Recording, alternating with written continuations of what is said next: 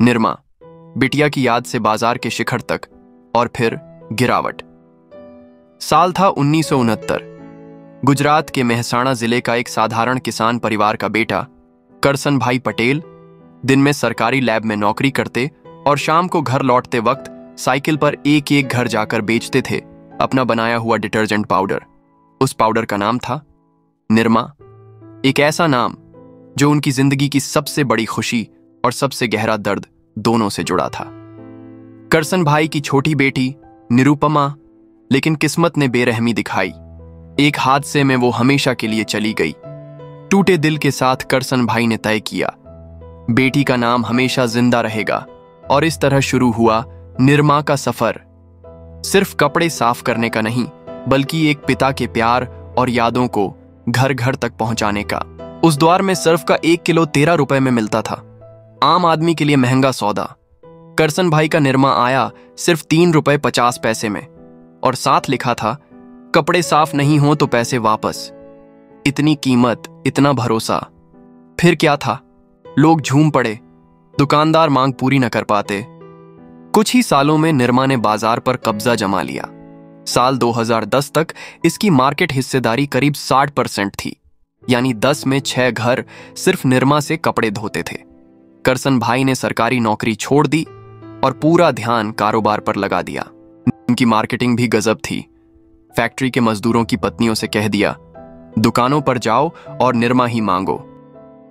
लेकिन वक्त बदल रहा था, लोगों की आमदनी बढ़ी, पसंद बदलने लगी।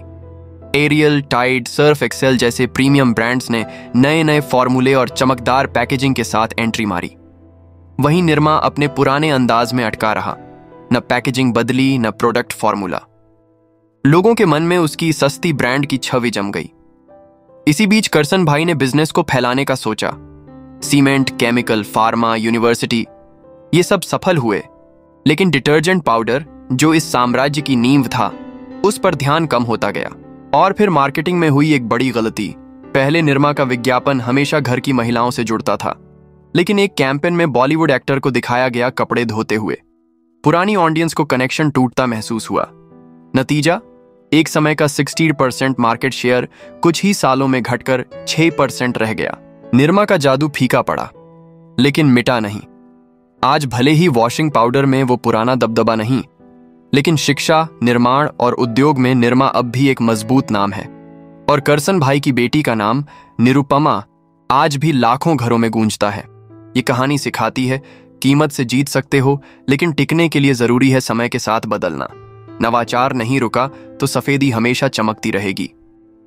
दोस्तों, एक छोटी साइकिल, एक पिता का सपना और एक बेटी का नाम, ये है निरमा की कहानी। वक्त बदला, बाजार बदला, लेकिन भावनाएं वो आज भी उतनी ही सच्ची हैं। क्या आपको लगता है कि अगर निरमा समय पर खुद को बदलता तो आज भी बाजार का बादशाह होता? अपनी राय कमेंट में जरूर बताइए।